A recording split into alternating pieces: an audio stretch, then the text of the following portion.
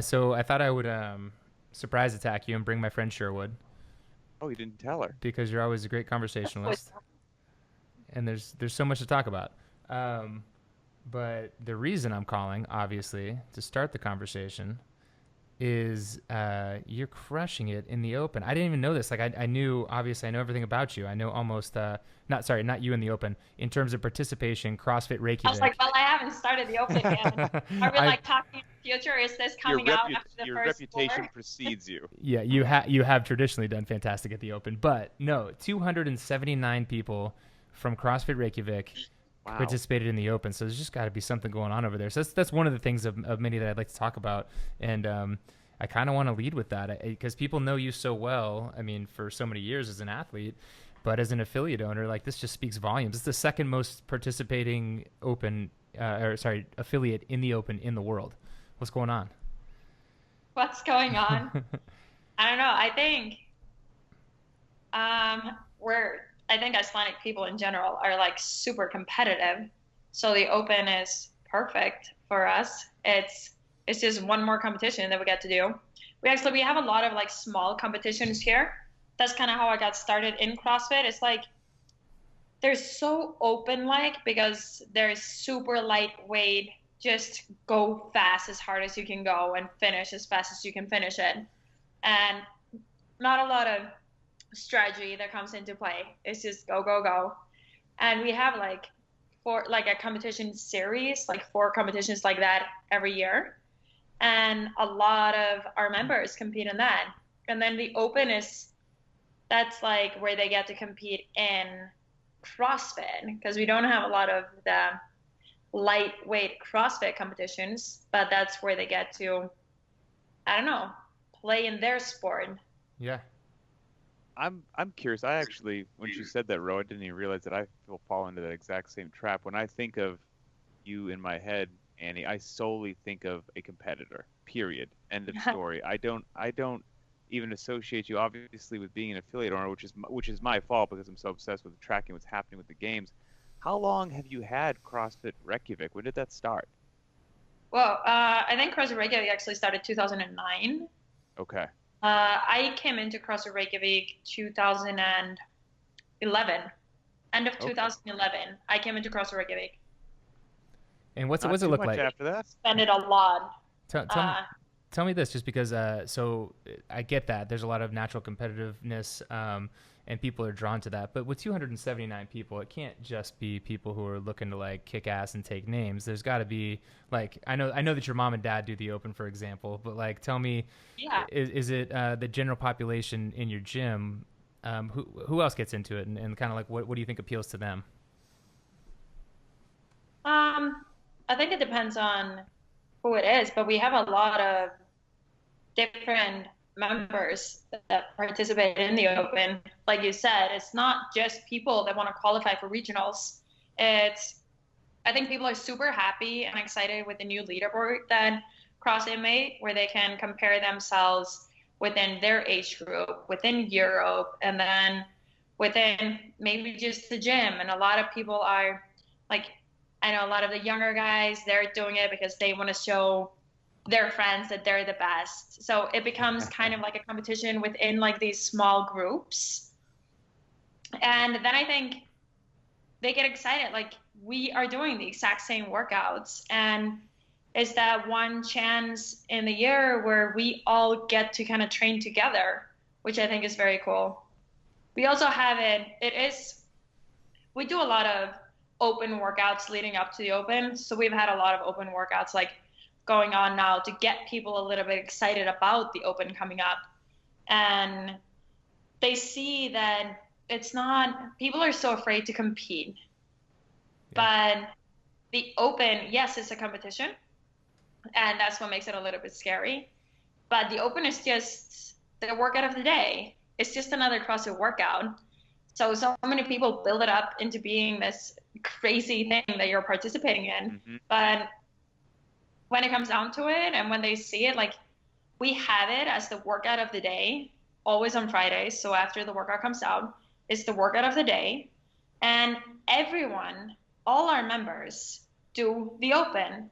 They don't all have to sign up. And of course, not nearly all of them do sign up. We Right. encourage them to, because then they kind of can track their scores from previous years, and they can compare themselves a little bit and have even just a competition within like within their friend group or with themselves to see the difference in previous years. And I always tell them that if you sign up, it makes you a little bit more committed, and you're going to do just a little bit better in the workout, because you know you're going to have to put your score in.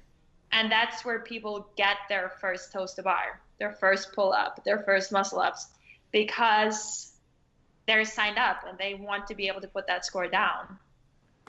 How do you run it? Like, do you know, obviously I get to compete against the fittest on earth, and like, but I don't have Matt Fraser in my gym, you know, like do you actually do the workouts in the gym, like at the same time that somebody like on my skill level would do it? Or how do you guys organize it? Like, how does it look like you in application? Well, we have a lot of classes during the day. So of course I'm not doing it with all the classes. No. Yeah. But yeah, I am at the gym. I usually do it around noon, and then we have a lot of other classes going on. Or we have a few classes around that same time. But no, I don't do it at the same time. Well, I might be doing it at the same time as the class is doing it, actually. But I don't do it start on the same time, or mainly because I don't have the privilege of not having to have a perfect video and have Right. the timer in my shot. So I don't want everyone else to be waiting while I get my stuff ready and set everything up. So no, I don't do it like started at the same time as the class starts the workout. But yes, I'm on the floor and I'm doing it at the same time as a lot of my members are doing it. And it's so funny. I feel like they all get like upset. So yeah, we get like a little secret about what our score is and all of that, because we don't post it on the leaderboard right away. But when my members ask me, of course I tell them my score. Yeah. It seems like they're so curious because you haven't put the score in yet. It's like, how did you do in that workout? Are you doing it again? Now I know who to call. Wrapped up Yeah, in it. exactly. That's a great point though, because you're right. I mean, my video's not going to be reviewed. Rory's isn't going to be reviewed, but yeah, yours better be absolutely perfect. Yep, that's a great point. I can see why you can't just throw down with the 5 p.m. class. Well, No. yeah, we'll get to this in a second, because really I couldn't be more excited that we're coming up there for the Open. But paint a picture for people, because part of the reason that I reached out initially, and I've talked to 10 affiliate owners who had almost like 200-ish people participate in the Open last year. So it's been really interesting to hear the different ways that people slice it. But draw a picture of CrossFit Reykjavik. I've heard that you guys can operate 5 classes simultaneously. Is that true? Really? Where did you hear that? Never It's mind. 10. It's actually 10 classes. Yeah, come on. No, we don't have 5 classes at the Okay. same time. But what do you do? 2 classes? Is it like, because it's a massive space, right? Yeah, we have a big gym. It's in feet. It's 19,000 square feet. Okay, that's Rather. good. Yeah. Wow, that's 1,000 square feet. huge. But we run 2 classes at the same time, and then we have one more area where we can run the 3rd class. But the normal classes, we have 2 classes at the same time, and then we might have kids classes or beginners courses and so on going on in another room. Okay, so logistics not too intimidating for you guys. No, it's run.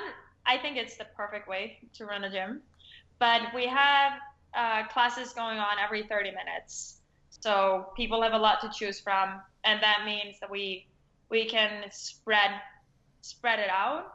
And I really like that we can have, it's one like big open area, so that when you come to a gym and I might be going to the 5:30 class, I meet all the people that are in the 5 o'clock class, and I meet all the people that are in the 6 o'clock class, and all the people that are in my class. So it's kind of, wow.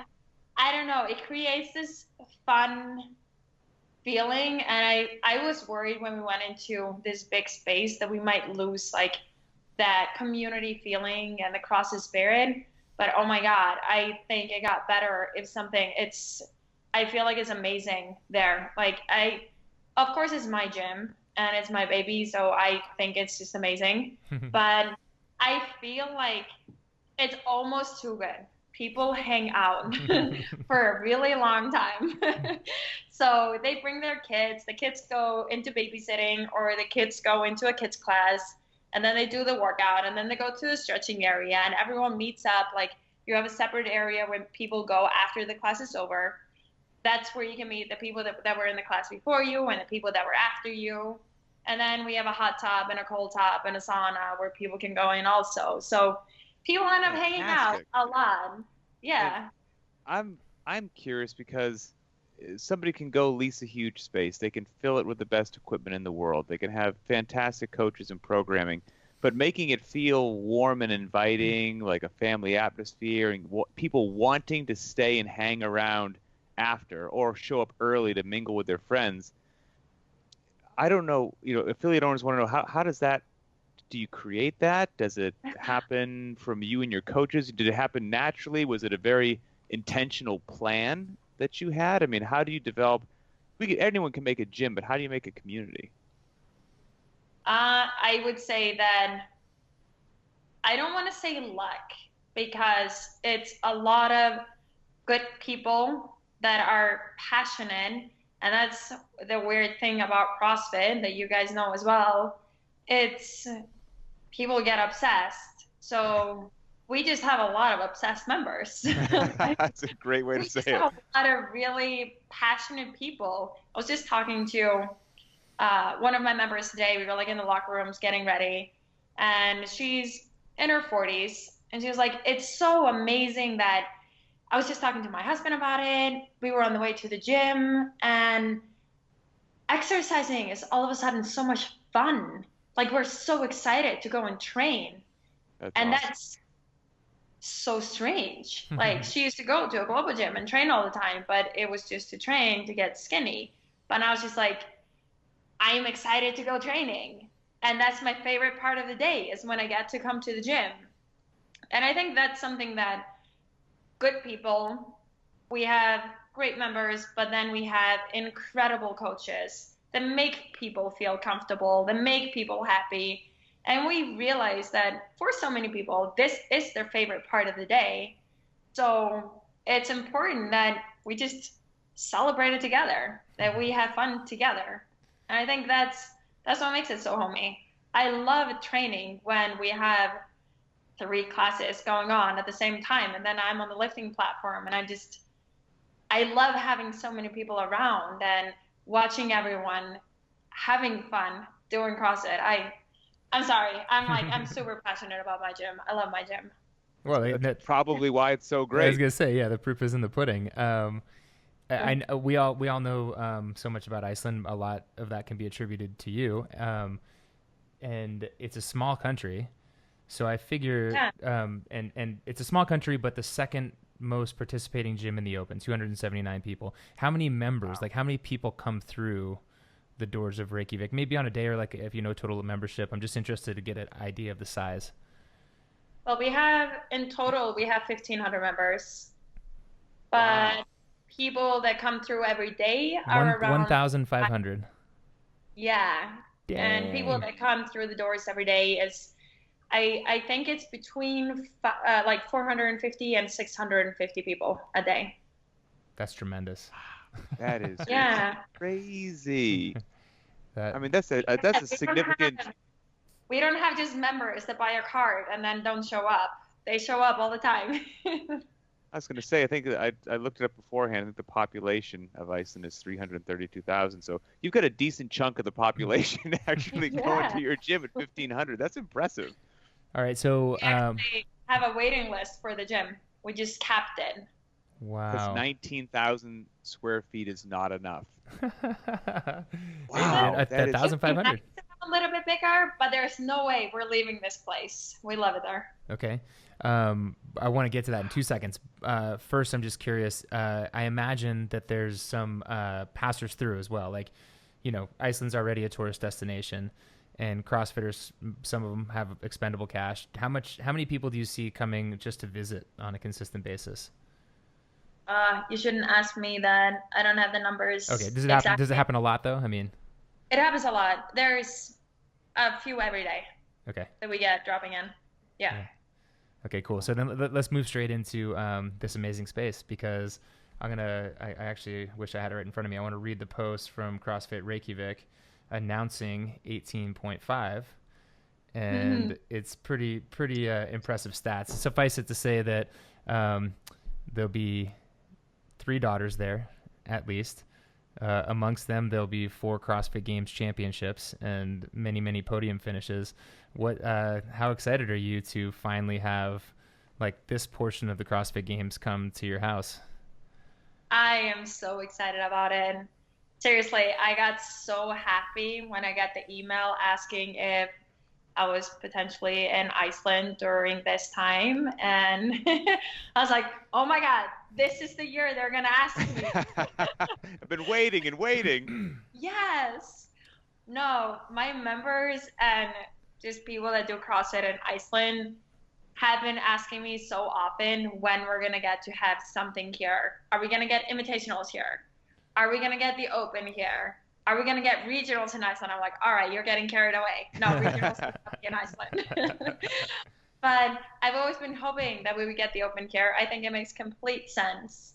And got super excited that we get to host the open here. And my members are so excited. Everyone's asking me for tickets. I'm like, I don't know anything yet. I'm not in charge of this event.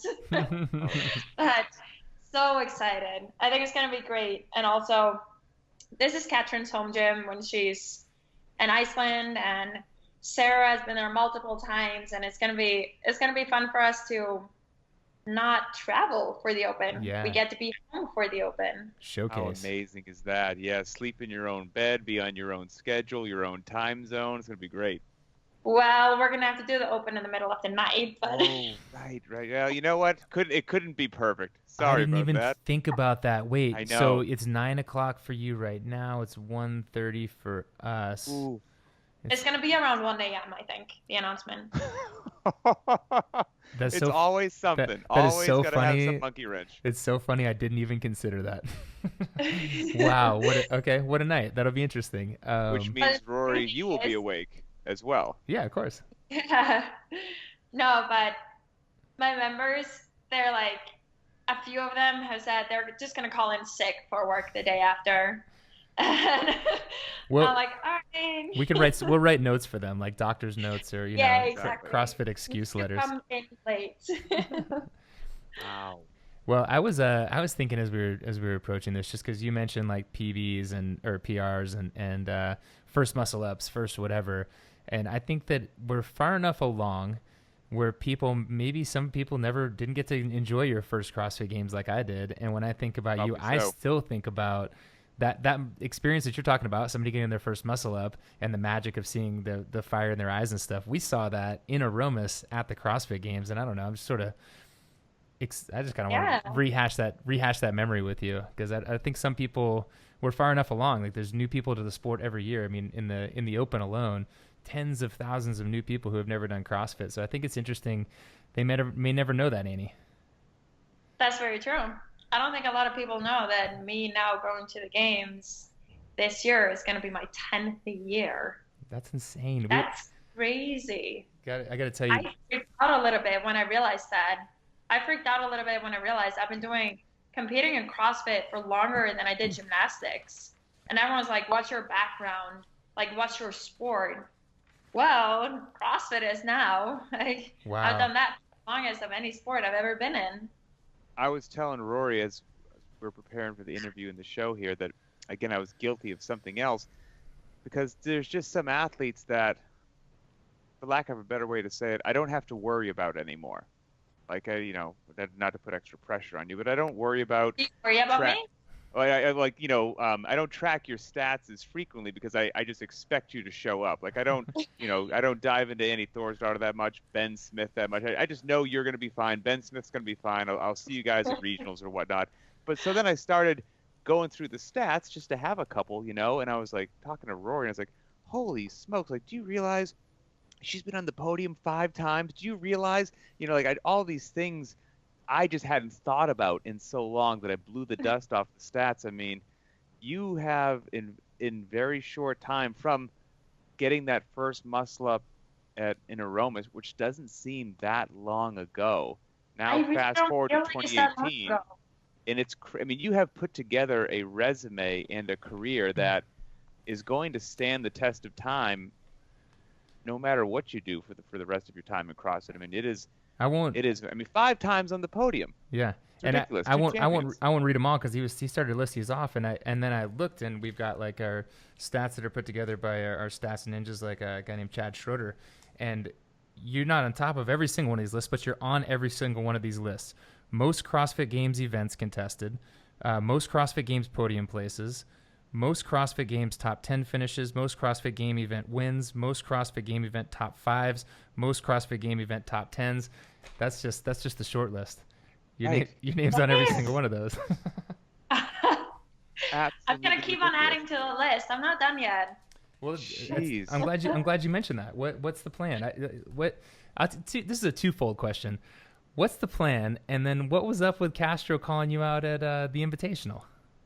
Oh my gosh, I freaked out a little bit when he did that.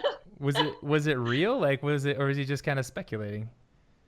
um, if so, like 2 days before or something, I had asked him if he was changing the team concept from 6 people to 4 people, and he's like, "You'll get to know when everyone gets to know." And he Classic doesn't sound Dave like answer. that. he won't tell you anything. And I was like, well, it will be significantly cooler with 4 people. Like the team format will be a lot more fun with 4 people. And I would never consider going team with 6 people, but team with 4 people, I might actually even consider it. That's And cool. then he said that. And for people that don't know, this was in the cool down show at the Invitational, and Dave said, "Andy, tell everybody about going team," or something to that effect. And you're like, Yeah, he's whoa, dude. with 4 now, so we might see Annie going on a team next year. I'm like, oh, well, I don't know. But honestly, I always do just 1 year at a time. I've learned that from the past that you can just, as a competitive athlete, you can only go 1 year at a time. And that was what I did last year. I thought that might be my last year, but you never know. And I've done that, not saying that that year was any different than any other year. I've done that for the past 4 years that I've been competing. Ever since I got my back injury, I've never, you never know what's going to happen down the road.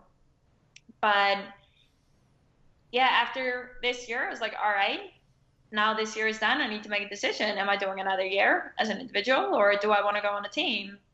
And I was like, no, I don't want to. I've always wanted to try to go on a team because I've never been in a team sport, and it looks really fun, and I always have fun at invitationals. So I've always wanted to try it, but there was no way that I was going to do it with 6 people. I actually got a little bit tempted with 4 people, but I don't know, You're not ready yet. Not yet. And I'm in the best shape of my life. I can't believe that I still feel so good. I've never felt so good physically, mentally, as at the games last year. So I'm not ready to stop competing as an individual yet. I can still get better. So I am for sure competing as an individual this year, and we'll see what next. But I'm still on my way up, and I think my goal is to win the CrossFit Games at least one more time. We'll see what happens, but at least one more time. Hell Well, yeah.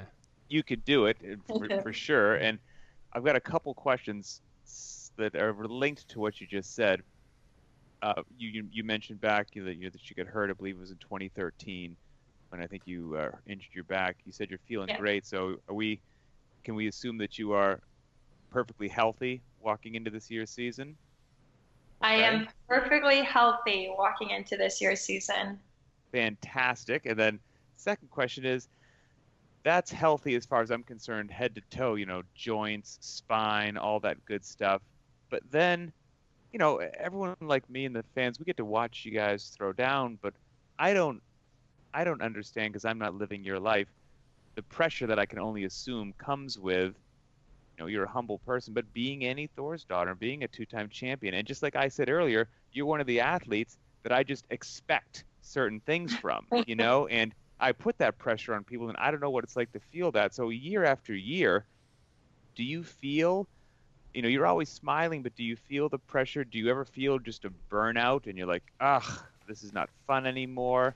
And if so, how do you get out of that low point and back on to the smiling Annie that we all know? Oh, those are some deep questions.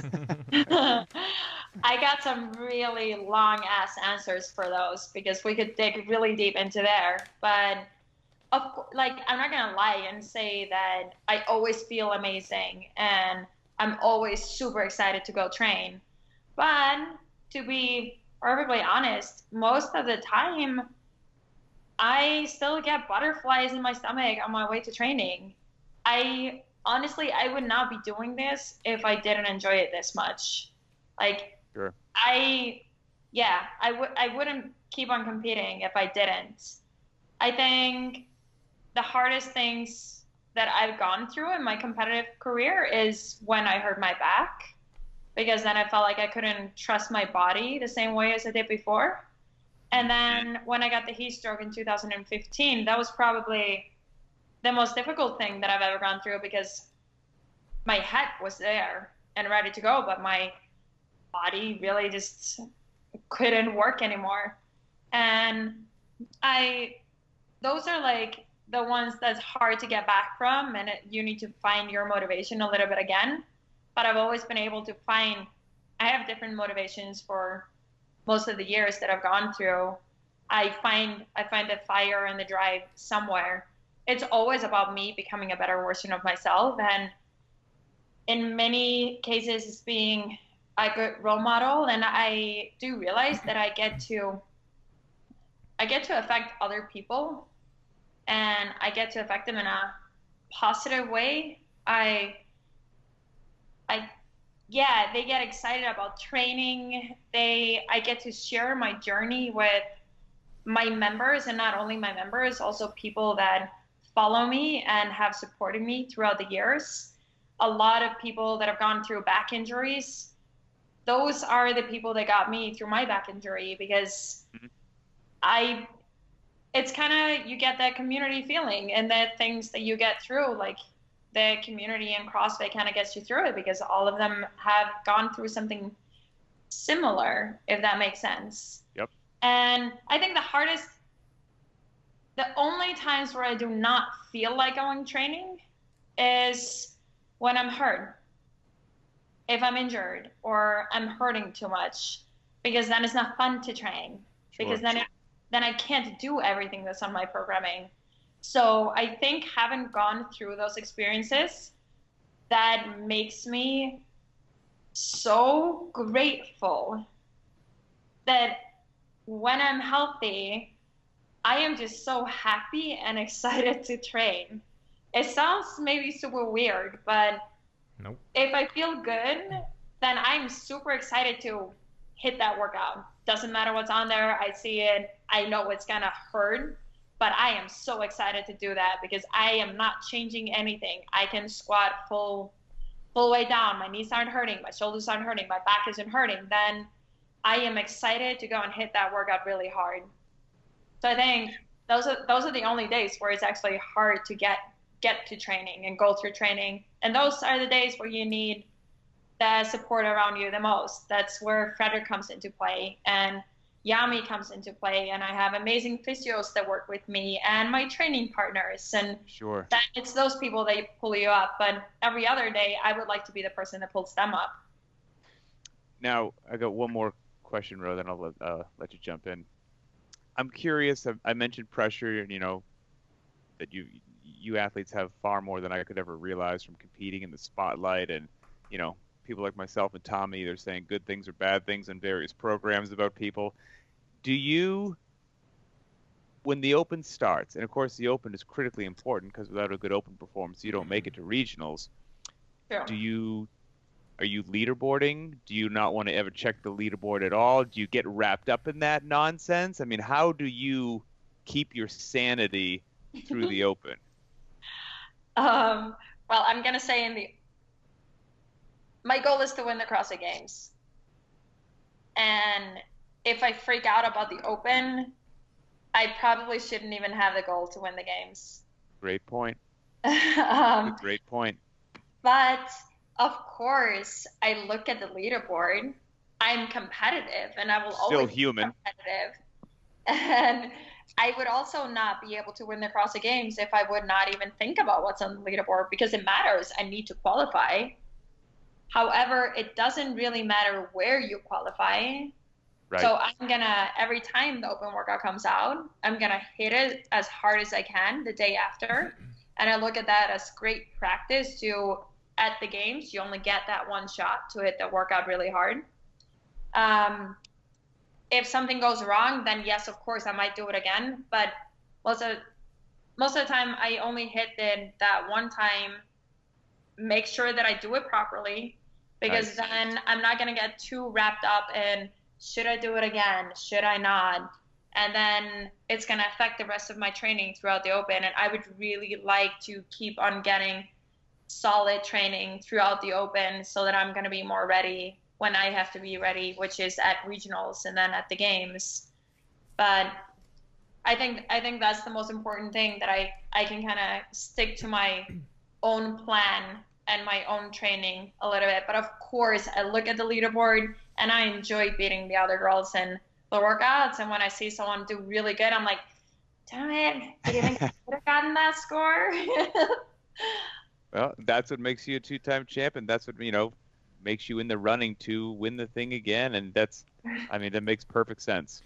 So, social media is so sneaky, though. Like, I noticed, like, in following you on Instagram, you'll seldom be like, hey, here's this great result that I had or whatever, because, it can be fleeting, but your performances speak for themselves. So I always laugh. I'm one of those people who does get caught up in it, like, I'll check Adrian's scores every day, and I'm like, it shouldn't matter. But I've got some less deep and meaningful questions for you, and they can be somewhat rapid fire. And I recognize the fact that we kind of hijacked your night, so I hope you don't mind answering a couple more questions.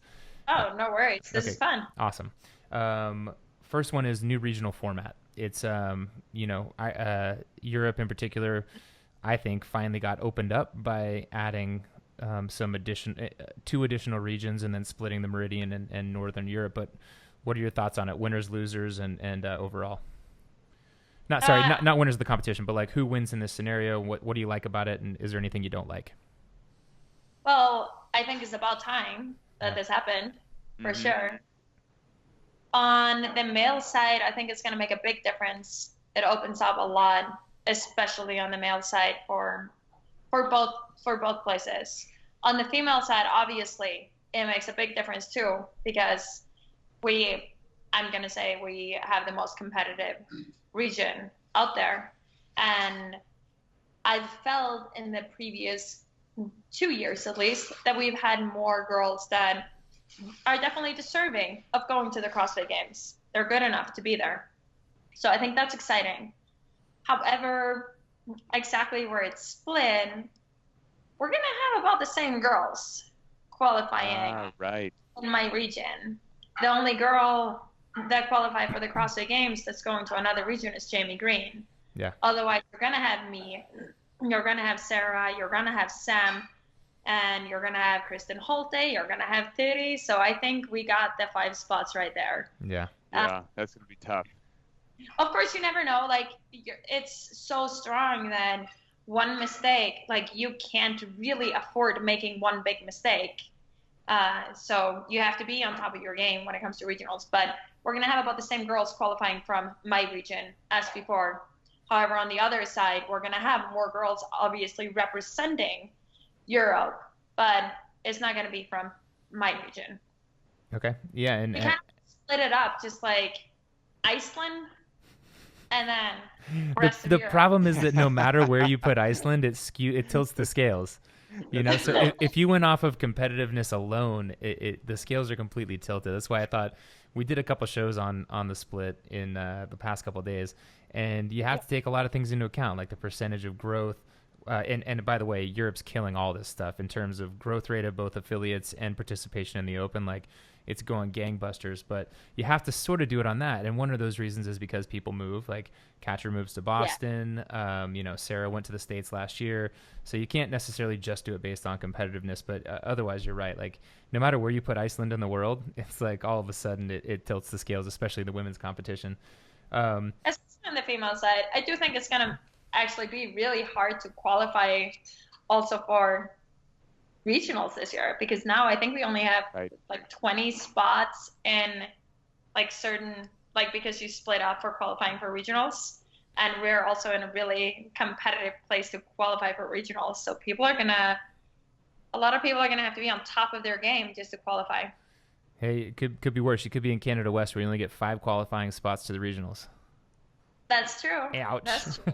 Crazy. Little scary. You definitely don't want to be sick for one of those weekends then. Yeah, exactly. Okay, with all your years of experience and having seen every single venue that we've ever been at, tell me what you liked and didn't like about Madison. Ooh. I loved Madison. Me too. Yeah, I think it was amazing. I was super happy that we're going to be there again. I think, we might have been really lucky with the weather. Like, I loved that it was cold. I really appreciate that. You're used to the cold. Yeah. I love that it actually started raining. I thought it was hilarious that people were complaining that it was cold when we were on the obstacle course. But no, I really enjoy being at that venue. I thought it was really fun to have that dome feeling in the inside venue. I really love competing there. I thought it was awesome to have that grass field as well. And I've been looking at that. I've been watching the shows as well. They aired them on TV here in Iceland. Oh, sweet. Yeah, they got international distribution. That's right. Yeah. So I've been watching those and seeing the footage. It looks amazing, like with the grass outside as well. Like, it looks really cool. What I think is better there than in LA is that we have an inside warm-up area. And I think that made the biggest difference for me, at least this year. I didn't feel like it was too much test of who can handle the sun and the heat, but it was more just a pure test of fitness. And then you got to go inside and you got to try to recover as well as you could. And the fact that the coaches were inside as well, so you didn't have to. So in LA, we had the warm-up area outside, and then we had inside tent area, but our coaches couldn't be there with us. And I like hanging out with my coaches and my physio and everything. So I really like that we could all be together inside, and that was probably the best thing for me in Madison. Cool. What did you miss about LA, if anything? Was there anything you missed about being in Carson? You have to miss the tennis stadium a little bit. Yeah. Like, the tennis stadium is pretty sick there. It's just so hard to compare it though, because I think I don't know if you could call it a tennis stadium where we're inside in Madison. I thought that one was amazing as well. And it gave you kind of that same feel as a tennis stadium in LA, but it was, I don't want to say that I missed the sun, but it just looked really cool with like the sun setting and being outside in the tennis stadium. I know what you know mean. what I mean, I know what you mean, for sure. The night events in the tennis stadium were pretty darn cool. Yeah. They were really, really cool. Yeah. How did it feel after, the last few years to make it back onto the podium in 2017? It's hard to describe how that felt. So happy, like so happy. Not just the fact that I made it to the podium again, but more that I actually felt like I did what I was capable of. Like, finishing the competition, the most important thing for me is knowing that I gave it everything I got on every single event, and that I didn't make any like big mistakes. 2015 was like the most devastating year because I had to withdraw from the CrossFit Games. 2016, to be honest, like I was a little bit miserable the whole year competing because I was terrified that I was going to get a heat stroke again. And I came out of almost every single event with a feeling that I could have gone faster. And that's one of the worst feelings as a competitor, is leaving the event and feeling like you had quite a lot still to give. And I just wasn't me that You're week. just playing it very safe. I played it really safe. And I remember being on the floor and doing like burpees in one of the final events, and I was thinking like, wow, can't it be the time cap already? That's crazy, right? Right, that's not normal for you. So it was a really weird year for me, and I did not demonstrate how really freaking fit I was that year, because I was in a really good shape 2015, and I was in an even better shape 2016, and I would say I was in a shape to be able to win the CrossFit Games both of those years. But I finished them both with like a disappointment and knowing that I had so much more to give. So this year or last year, I know a lot of people had kind of written me out as that I wasn't good enough anymore, that I just didn't have it anymore. The other girls were just better, and maybe I was in the game for a little bit too long and gotten a little bit too old or whatever. But I just knew from previous years that I was definitely fit enough. I just had not performed to my levels. So finishing on the podium this year, yes, of course, I love getting onto the podium again. But also just that feeling that I was like, screw you guys, I thought I was done. Well, I will tell you that I didn't give you enough credit going into 2017. I will absolutely say that, and I will also say I interview a lot of people, and thank you. I love your honesty in the response to those questions. It's obviously from the heart and it's real, and it's fantastic. No, I'm a fan. It's great.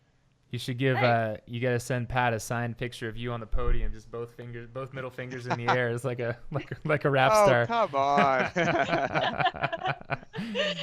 No, it is funny though. I of course watch some of the update shows and stuff because it's just fun. And I always think it's so fun when you guys are like speculating who's gonna place where and who's gonna win. I'm always like, dude, you're not picking me? What's wrong with you? Hey, my picks this year is the only good one that I made was you. I did. I get some mean text messages from some athletes. I was like 1 for 10. So just before, in closing, I want to come full circle and kind of bring it back to the Open and keep it time relevant. Can you isolate one favorite memory from all of your time participating in the Worldwide Open? Ooh. Damn, you should have sent me that question beforehand. Or it could just be, I just thought of it. Lightning struck my brain. It was like I have to.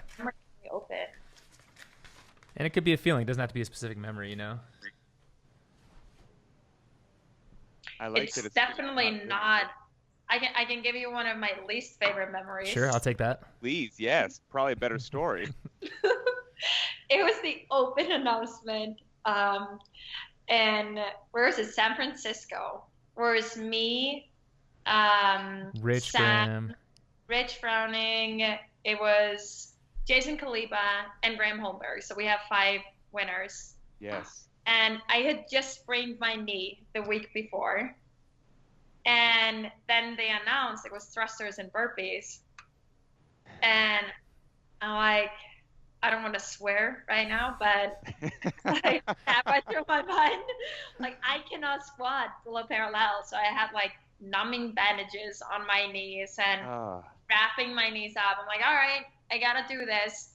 And I was able to do it. I didn't really feel it that much during the workout. I completely knocked my knee out. But I'm also not really known for being the best at lightweight thrusters and burpees. And I just saw Sam hammering it next to me. And I'm like, don't get carried away. Just don't look at it. Don't get carried away. And it was just so miserable seeing all of them finish. I'm like, you just have to finish the workout. Just finish the workout. It's not going to be called time because it wasn't an AMRAP or anything. It was like that for time. Right. And we had to move the bar every single time. And I just saw them all moving their barbells. So that was definitely one of my least favorite memories. That's the stuff we don't know watching. That's awesome. I think one of my favorite memories is probably the snatch burpee workout, when we had the combined burpee and the snatch workout together. Because the burpees by themselves I hated, the snatch by itself I loved. And then it was quite a big surprise how fun it was when we actually combined those two workouts together. And I had gotten better, obviously stronger at my snatches, better at my burpees. So I felt like, I don't know, all of a sudden with adding the burpees in there, I had also gotten better at my snatches. So it's fun for me too to see how I changed through the open throughout the years and get better at the open, because we get to test some of the same workouts again. So that's probably one of my favorite events. Fantastic. I love it. And this is a compliment to you, not a jab at anybody else, but the fact that you would do that with a not 100% knee and having to travel. A lot of people these days, I'm like, what do you mean you're not going to come? Like, what do you mean you're not going to participate? What do you mean you're not going to go to this thing? And like, you know, I know that the sport's changing, the game's changing, but I respect the hell out of people who just like to put on a show Old for school, fans, man. and they're gritty and they do it, and nobody represents that better than you. Thank you for letting us trick you into a long conversation when I told you that it was like 10 minutes. My pleasure. This was awesome. Thank you for getting all these memories again. Yeah, it's fun. Absolutely. And if not before, we will see you at 18.5 at CrossFit Reykjavik. I can't wait. Yeah, have a good night out there. Yeah, you guys here. Thank you, sister. Talk to you soon. Bye. Bye.